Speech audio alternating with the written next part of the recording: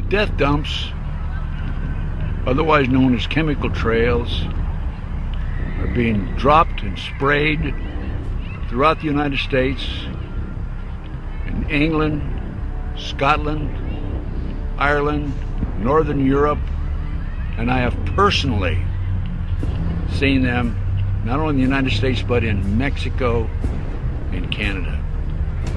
Birds are dying around the world. Fish are dying by the hundreds of thousands around the world. This is genocide. This is poison. This is murder by the United Nations. This element within our society that's doing this must be stopped. I happen to know of two of the locations where the airplanes are that dump this crap on us. 4 of the planes are out of Air National Guard, Lincoln, Nebraska, and the other planes are out of Fort Still, Oklahoma.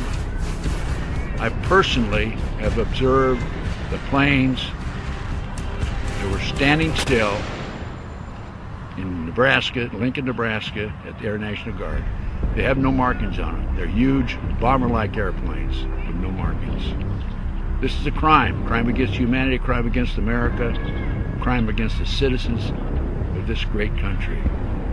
They must be stopped. What is wrong with Congress? This has an effect on their population and their people and their friends and their relatives and themselves. What's wrong with them? What's wrong with the pilots who are flying these airplanes? They're dumping this crap, this poison, on their own families. Somebody has to do something about it. Somebody in Congress has to step forward and stop it now. Thank you. I'm Ted Gunderson.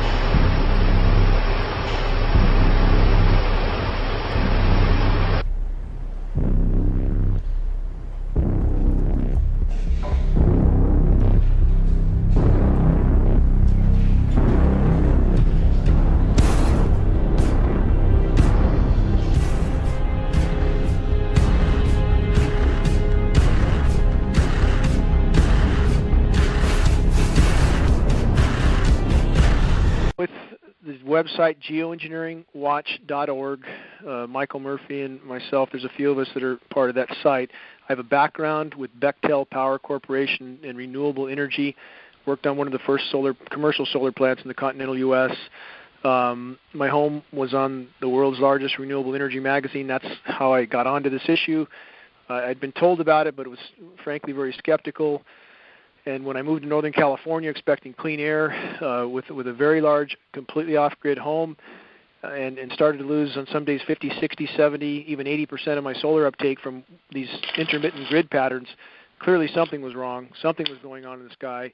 Quickly came on the subject of geoengineering, and my life has been on hold ever since, over a decade. Prior to this, my area of study and research was climate change and the atmosphere, and that, of course, tailed right into this. And so this is the majority of what I've done for the last 10 years. Not a battle I wanted in any sense, but one I just simply felt if it was not stopped, nothing else would matter. I feel that more than ever today.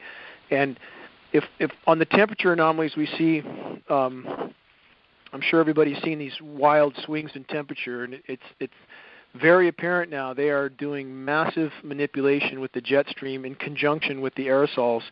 And my conclusion on that, and we can go into Q&A here in a minute because I like that best anyway, but I believe that the planet is in full-blown meltdown. I'm not an Al Gore fan. I'm not a carbon credit fan, but that does not change the reality on the ground. Geoengineering appears to be, from my research, the largest single causal factor. We've been not very kind to the planet. I don't think anybody can argue that one. But geoengineering is by far the largest wrench in the works that appears to have triggered climate feedback loops. One of those feedback loops is methane expulsion, which appears to be completely released or triggered at this point. And that, in conjunction with the shredded ozone layer, is certainly a result of geoengineering. We are in uncharted territory, and the methane expulsion is not a century-long event. It's not a decade-long event. It happens over the course of a few years, and all available data indicates it's happening now. And this is a global game-changing event. And the paradox is, again, geoengineering appears to be one of the largest single causal factors, the largest causal factor, because geoengineering alters wind patterns along with HAARP, which then alters ocean currents. Now we have ocean currents that used to turn south from the Atlantic before they went into the Arctic. Now they go straight into the Arctic. That's part of the reason the methane hydrates have thawed. Shredded ozone, another reason they've thawed. And so as the methane releases, many people might have heard that methane is 20 times more potent than CO2 as a greenhouse gas. But in fact, that's over a 100-year time horizon. Over a 10-year time horizon, it's over 100 times more potent. So the magnitude of this cannot be overstated. And the reservoir that's releasing in the East Siberian Shelf of the Arctic is massive. And it has the potential to extinguish life on Earth, that reservoir alone. So, again, the paradox is the more they spray, the more they apparently feel they have to spray in order to cover up the damage they've already done. It's painting us straight into a corner, but it's all they know how to do. It's all they're geared to do. It's what their money-making bonanza is. So anyway, I feel at this point, and I'll go into Q&A here in a second, that we are really at the apex here, and the temperatures are changing radically. There's temperatures in some places in the Arctic right in the last 30, 45 days that have been 50 degrees above normal. And there's huge swings. There's other areas that have been below normal, like Alaska. But it just depends on where they're ice nucleating, which, if anybody doesn't know what that is, it appears that almost every precipitation event now is being ice nucleated. That's chemical nucleation. It's a chemical process by which snow can be created at, according to the patents we have, of up to 50 degrees. We see the same thing happening on the ground. Shouldn't be snowing at those temperatures, obviously, but as this nucleation process continues, it appears to cool the air mass below it temporarily. And in Northern California, we had temperatures as low as 20 degrees below some 2-3 weeks back, not far from where I live, and now we're up pushing 80 degrees. And same thing, Atlanta, a little over a week ago, Atlanta, Georgia was 85 degrees. It snowed 3 days later.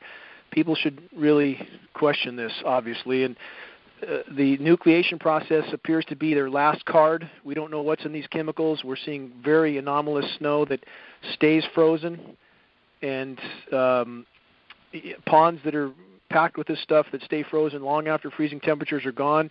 The chemical nucleation process appears to continue on, actually gassing some of the water out of those ponds. They're doing over Siberia right now, is completely buried in snow. The radar, we can see them ice nucleating. You can see what was a rain cell that flashes out the snow as it's got this material dumped on it. So anyway, I'll go to Q&A, but I believe right now that what they have triggered is so cataclysmic, and paleo data backs this up, paleoclimatic data, that they now are in total desperation trying to cover up what they've helped to cause.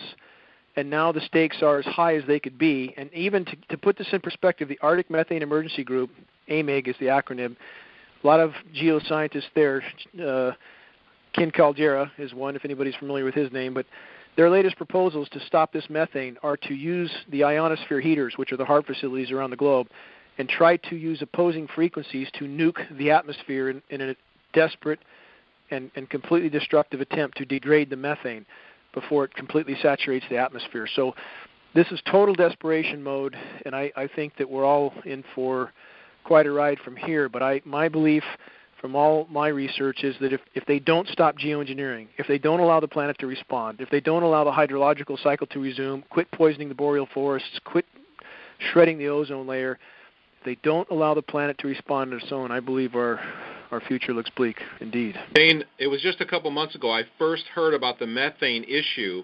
I'd never heard that before. And could you explain how that works to people who've never heard about that? I think a lot of people have not even heard about that before. Methane, I mean, how is the spraying actually facilitating the methane release in a positive feedback cycle? Again, I can't, in good conscience, hang it completely around the neck of geoengineering. I mean, we certainly have done great harm to our planet. But that being said, it does appear that geoengineering is the single greatest causal factor. Again, there are certain issues that are crystal clear scientifically. The geoengineering particulates shred ozone, period. There is absolutely no debate scientifically about that fact. We have massive northern and southern hemisphere ozone holes. Really all available data points toward geoengineering being the cause, not CFCs, not chlorofluorocarbons, but geoengineering, as they've been at this for about 6 decades, and that's about the time the ozone holes, southern hemisphere started to develop, northern hemisphere shortly after. And so you have more of the sun's thermal energy penetrating the atmosphere now. You have, although they can create, and they do, between HAARP maneuvering the jet stream and the ice-nucleated particulates and the simple blocking of the sun, they can and do create massive cooling events over huge areas. But it absolutely appears to be at the cost of a much worsened overall warming. So it truly is cutting your nose off to spite your face. And as they alter, as I mentioned earlier, they alter wind currents, which alters ocean currents. Now you have warm water going to the Arctic. Methane is the greatest source of carbon that has the potential to release from the atmosphere, bar none. And this one reservoir alone in the East Siberian Shelf is thought to contain some 10,000 gigatons of methane. This is frozen methane on the sea floor. If only 60 of that 10,000 gigatons released, that would increase by 400% the total greenhouse gas to date. Only 60 of that 10,000. So you can get an idea of the magnitude of that. If any significant percentage of that reservoir releases, it's game over on planet Earth. So I don't think they can hide this for long. It's changing temperatures by the day, and I think they will try to spin geoengineering into some last-ditch save-all, and it's important that enough people understand it's not a cure but a curse, so that when they try to sell this to us, people will already know better. But that's how the methane is released. It's been happening for many decades. Bermuda Triangle, that's methane release, not aliens. When these methane fields release, it aerates the ocean like a bottle of champagne. Ships have no buoyancy, they go to the bottom. So this has been happening for a long time. But the Arctic reservoir is very, very large, and it's also acidifying the ocean. As the methane releases, much of it dissolves in the seawater as it reaches the surface, and the oceans are acidifying right now at breakneck speed. So this is a multi-edged sword, and none of it good. Okay, so to make this simple for people, they're shredding the ozone layer. More sunlight is reaching the methane depots or these methane reservoirs, and then the methane is being released, causing a further heating, which is then increasing. It's acting like positive feedback and just increasing the whole cycle. Is that basically right in a nutshell? Yes, but it's more of the sun's thermal energies, not necessarily direct sunlight, because, again, global dimming right now, another term many are not familiar with, is fully 20% on planet Earth. That means over the last 5 decades, 20% of the sun's direct rays no longer reach the surface of the planet, again a result of geoengineering. So, I mean, the amount of decimation being caused by geoengineering, it can't be quantified. Again, it's shredding the ozone, altering wind currents, releasing methane, poisoning everything that lives, the boreal forests, which are the lungs of the planet, the northern latitude forests, Siberia, the Pacific Northwest. I spent my life in the forest, and it looks absolutely horrific. I just came in prior to making this call, and the devastation is cataclysmic. And so now you have these forests that were the lungs of the planet that were a carbon sink that absorbed carbon. Now they are a carbon source. They're emitting carbon because they are dying. So, I mean, there's nothing that's not being harmed by geoengineering. It is harming everything. But the sun's thermal energy, Russ, again, it's not always in the form of direct sunlight. It's like a cloudy day on the beach. You can still get sunburnt. And another part of this feedback loop is the Arctic ice cap. Many people, the global warming debate rages on, and it really should not. although there was a small section of Antarctica that has, in fact, increased the sea ice slightly, and that we fully believe is from ice nucleation, areas that it did not snow before, did no precipitation because it was too cold. The air didn't contain enough moisture to precipitate. Now it does have enough moisture. It is precipitating, and there's sea ice forming, but that doesn't mean it's getting colder. It's not getting colder. And in the case of the Arctic ice cap, it almost completely imploded this year. Media is not covering this. During most of the melt season, the Arctic ice cap was losing 100,000 square kilometers of surface area a day. Near the end of the ice season, the melt season, it was 130,000 square kilometers a day. It's not expected to last more than 2 or 3 more years. No ice. Again, back to the methane. Instead of the surface of the ice reflecting 90% of the sun's thermal energy, now the sea absorbs 90+% of that thermal energy. So add that increased absorption of sunlight from the open seawater, add the ocean currents that are now delivering warm water, add the increased thermal energy from the sun, from the shredded ozone. Bad mix, bad combination. Methane releases, causes heating, more ice melt, more absorption, positive feedback loop. Very, very clear, easy to understand. All right, let me ask you some hard questions real quick, because I know everybody is asking themselves this, and they respect what you think, and they'd like to know what you think. I think.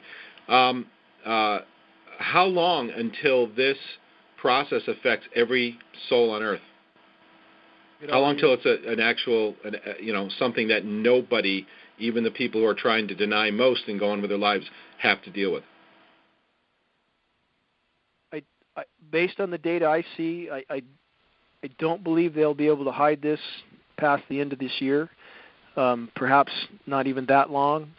And I believe that the ramifications from this event are unfolding so rapidly that I feel it's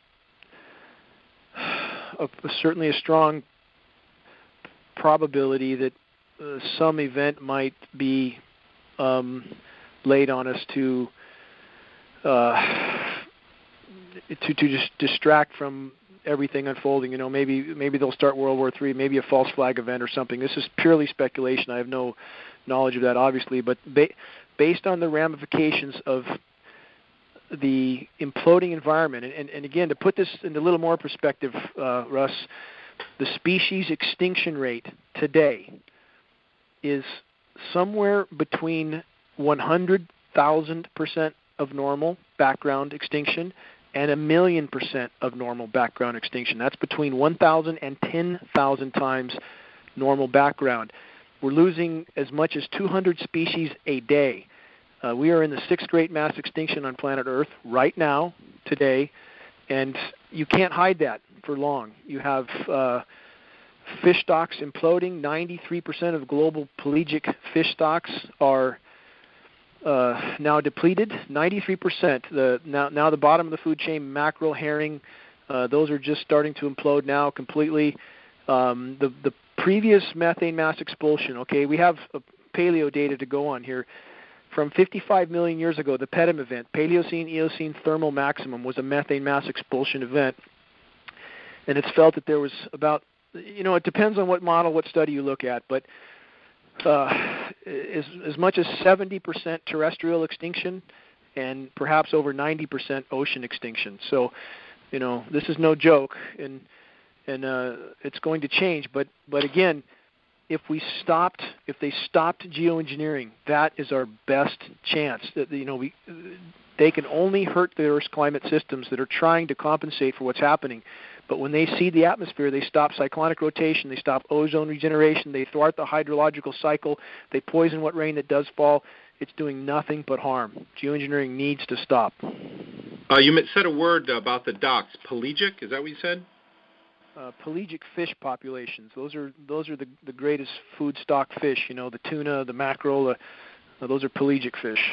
Okay, so we're losing that on a massive scale right now. They're 93% depleted globally already. 93%. I mean, the only reason they catch anything is because their fishing methods are so incredibly sophisticated. But you have the ocean acidifying at the same time, in addition to Fukushima radiation and 1,000 other things. But ocean acidification is happening perhaps 1,000 times faster than the Pedem event I just mentioned 55 million years ago. So we are on a jet engine ride to a whole new reality. And again, I know my message is very dire, my conclusions are very dire, but first it has to matter to us to try to raise awareness on this.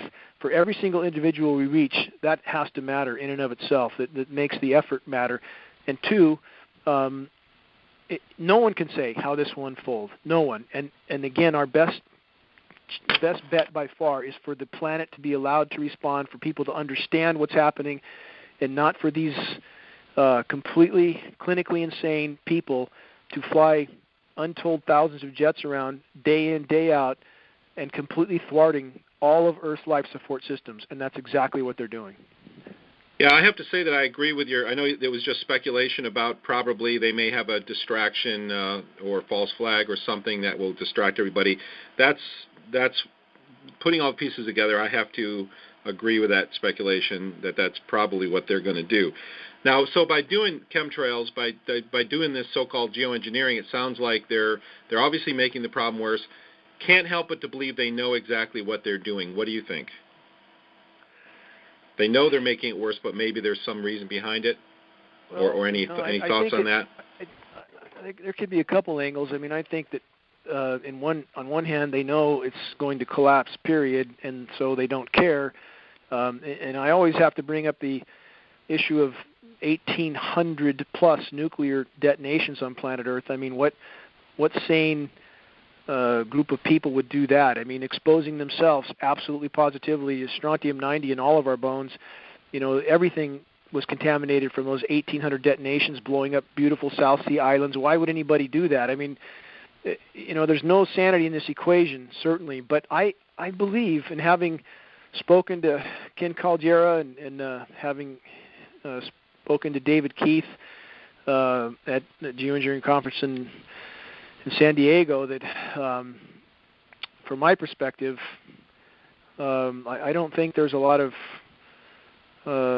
rational thinking in this equation. Not at all. They live in bubbles where they you know, the consequences of their actions don't appear to be relevant to them. And so we're dealing with, in my opinion, a complete lack of deductive reasoning here, with no comprehension as to the consequences of their actions. So it's hard to say, Russ, but I believe also that the vast majority of people involved in these programs, the vast majority, have no idea what they're doing. They are being told they're doing something that's going to save the planet, something benevolent, something necessary, and those are the people we need to reach. Those are the people who need to understand that they are sucking the noose around their own neck along with the rest of us. And I would hope that once they realize that, they would refuse to participate in this insanity. Yeah, agreed. You had mentioned, we can go to Q&A in just a second, but a couple questions I've heard from a lot of people. We keep seeing this pattern of everything is dying.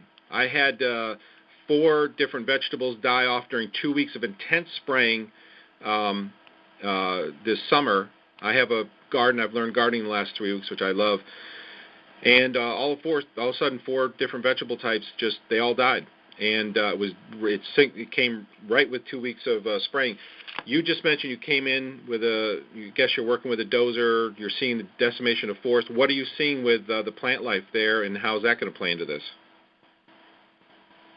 Again, you know, the geoengineering is the elephant in the room. It's the main cause of decimation in many, if not most, forested areas right now. Back to the species extinction, as much as 200 species a day going extinct. This is the important factor of this. It is thought that 70 to 80% of those extinctions, plant and animal, are fungally related. So when you poison the soils, when you saturate them with bioavailable, toxic, deadly heavy metals, you kill the soil microbes. You kill the life of the soil. And what moves in when there's a clean slate? Fungus.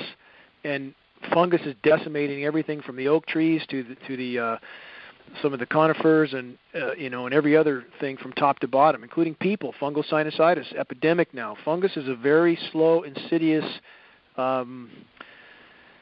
problem, and it's absolutely connected. The decimation of the forest, certainly we're seeing die-off, we're seeing trees that are weak. When trees and many other organisms when their roots sense bioavailable aluminum, there's studies on this in particular, so I'll use aluminum as an example, but they shut down to protect their DNA from damage. So they don't uptake nutrients, so they die a very slow, protracted death. And in the case of the forests in the Pacific Northwest, everybody says, oh, it's just the beetles. The beetles are only a symptom of a weak tree, a tree that has been poisoned. So, all roads lead back to geoengineering. Again, if they had not been doing this for 60 years, I believe we would be in exponentially better shape. Now, it doesn't mean that we haven't damaged the planet. Again, any notion that that has not occurred is just not looking at reality. But geoengineering, I believe, the biggest single causal factor, and if they had never started this, I believe we would be in a much better position. But as it sits right now, we are in free fall to an unknown reality. Okay, and you mentioned the biologically available aluminum. Now, soils naturally have a lot of bauxite, which they get aluminum from through manufacturing process. But that's completely different because that doesn't affect the plants the same way newly introduced free biologically available aluminum does. Is that correct? That's completely correct, because this comes up so many times from these geoengineering disinformation sites and people, and that aluminum is 8% of the Earth's crust, and it is. But aluminum does not exist in the environment in free form, period. Always bonded to other elements, not bioavailable. It certainly doesn't blow around in the wind as they have tried to claim. When I first dove into my research here, I talked to a hydrogeologist, one of the first people I talked to, and he was aghast at the aluminum reading I had in my rain, and said, you shouldn't have anything, even 1 part per billion in your rain unless you live next to an Alcoa factory. Those are his words exactly. My first test in the rain was 7 parts per billion of aluminum, already very high considering where I live. Subsequent tests over the next 6 years rose as much as almost 50,000% from that already high reading to 3,450 parts per billion in a single rain event. I mean, this is highly toxic rain. Snow, where this aluminum accumulated off the side of Mount Shasta, has been measured as high as 61,000 parts per billion. And nobody's talking, and people know, Russ. I mean, I've talked to NOAA scientists 6 months ago off the record. They absolutely know. I just had another meeting with the environmental waste in Northern California. They have, tests from the Sacramento River that are spiking in aluminum, but they're afraid to say anything. And it's like, everybody's worried about their 8-to-5 job while we're all sinking at breakneck speed into total extinction, literally. So I hope if we can reach critical mass, and academia knows. I mean, I don't think there's a meteorologist out there that doesn't know this is going on, or a biologist that's involved with any type of forestry issue. And if we could just break the dam, I think it would break from 100 different directions.